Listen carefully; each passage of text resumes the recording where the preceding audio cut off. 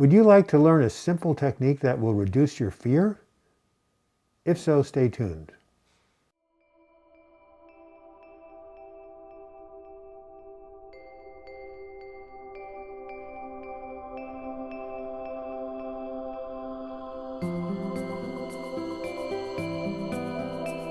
Hello, my name is Douglas Bloch. I'm an author and mental health educator. Welcome to your Depression Recovery channel, where each week we talk about practical tools and coping strategies for healing from depression and anxiety.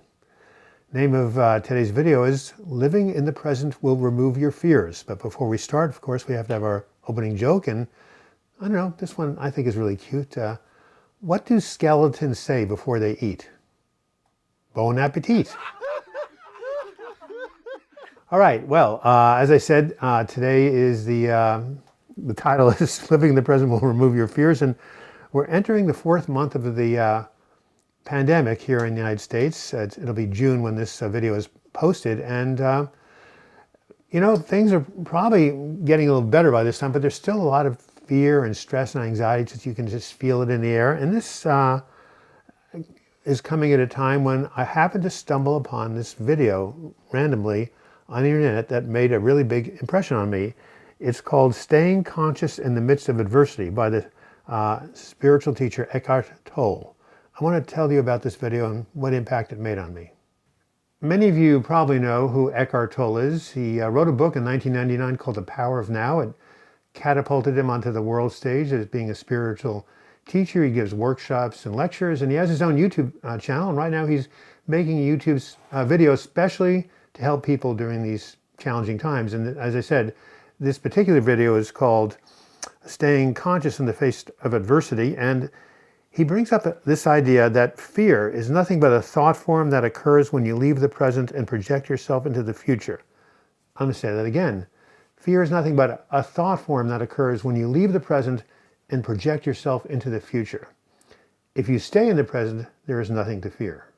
So let me share how this applies to my life. I'm 71 years old. I had my first major depressive disorder when I was 18. Since then, I've had breakdowns at 25, 32, 47, and 66. What I've been told is there's a very good chance I'll have yet a sixth episode, and I'm afraid if I do, I might not come out of it, and that is really, really scary. When something knocks me off balance, like not getting a good night's sleep, I've been struggling with my sleep since way, way back, this fear can start to overtake me. I may wake up in the middle of the night and start to rapidly breathe. My heart rate goes up. I start to get out of the bed and pace. Pretty soon I'm imagining myself back on the psych ward climbing the walls, and I'm going into a full-blown panic. Now I know that many of you can relate to this, if not the exact details, the same idea of going into the future and getting really fearful. Well, the other night this was happening, and suddenly I remembered about a 3-step process that I wrote about in my book, Healing from Depression. It's called Back to the Present.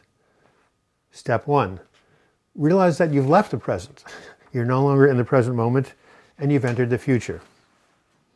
Step 2, realize that because the future has not yet occurred, it cannot hurt you. It's imaginary, it's fictitious, it's in your own mind.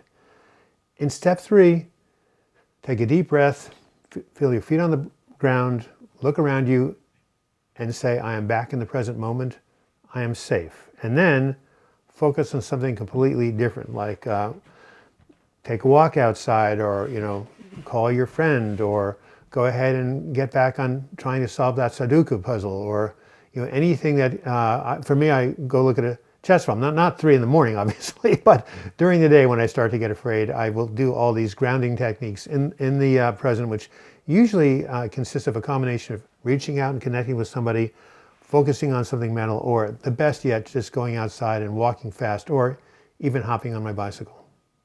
So after refocusing my attention onto the present moment, my fear of relapsing goes away. It's replaced by a sense of peace.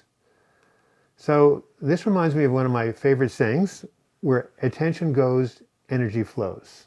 Where attention goes, energy flows. It rhymes, so you can remember it easier. Another way of saying this is, whatever you focus on expands. So what we pay attention to has a huge impact on our state of well-being. We have a choice. Are we going to pay attention to the voices of fear and doom out in the world? Or are we going to pay attention to the spiritual voice within that says, all is well? We have that choice every day in every moment. My vote is to pay attention to the voice of peace. And this reminds me of one of my favorite books called A Course in Miracles. It was very popular in the 1970s. Some of you may know it, others may not, but it has a very, very profound introduction. And I would like to close this video by reading a few of the words to you from the introduction. The opposite of love is fear, but what is all-encompassing can have no opposite.